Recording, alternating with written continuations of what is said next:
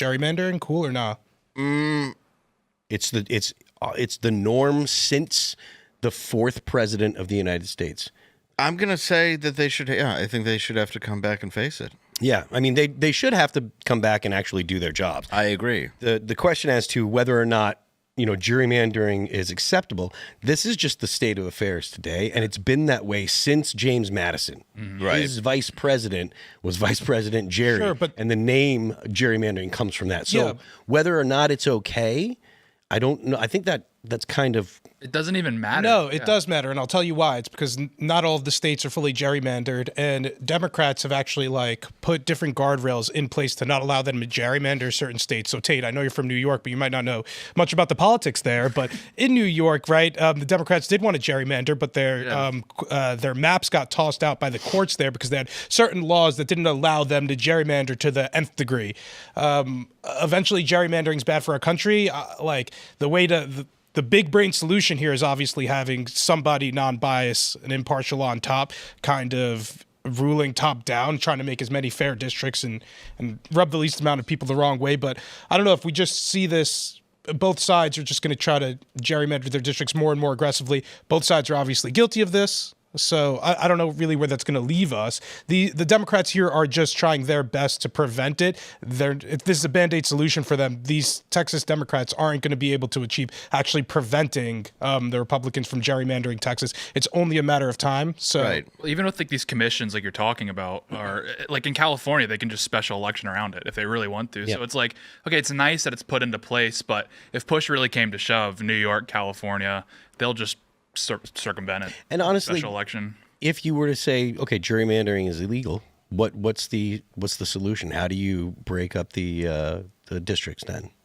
There are different people with different theories on how to do this without having squiggly lines that go in circles. I don't think that's the problem. I think it's the political will to do so, which neither side is going to see. And it's escalating, right? One side's doing it, then the other side's going to want to do it more, and then they're going to both point fingers at one another. Part of the reason that the Democrats are having such a problem with this is because the Democrats have kind of squeezed all the juice, right? There's not a whole lot more they can do. There's juice There in are New York. multiple.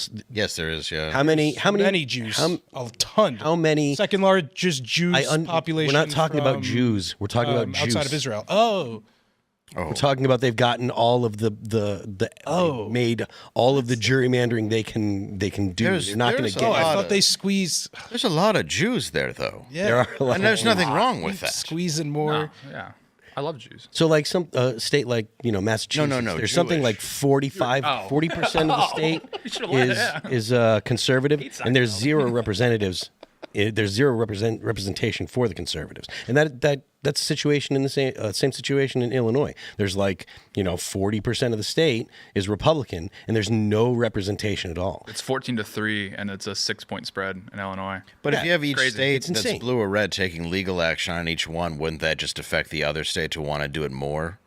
But that I mean, that's escalation. I think But that's that's the what's problem. happening.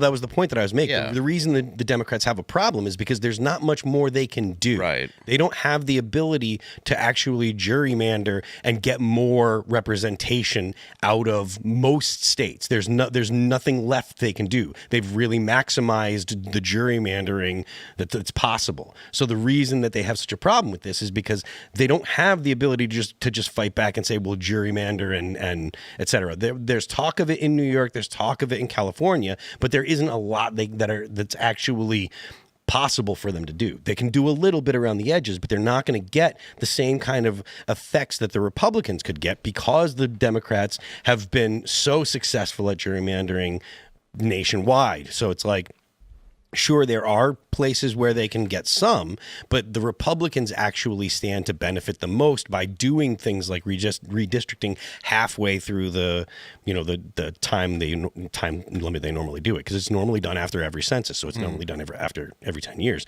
This is halfway through. There is an argument, we had a guest on last night that was talking about this, there is an argument that it's a good thing to do because of all the demographic changes, because of all of the illegal immigrants that have come in, but also because of all the people that have moved from California to other states, to Texas, to Florida and stuff. So Texas is doing it. A big part of the reason is because of the illegal immigration and because of the influx. Texas? Yes, it's been known to happen. Really? Shocker, right? Thanks for checking out this clip from Timcast IRL. Make sure to watch the show live Monday through Friday at 8 p.m. Subscribe to this channel, and we will see you all there.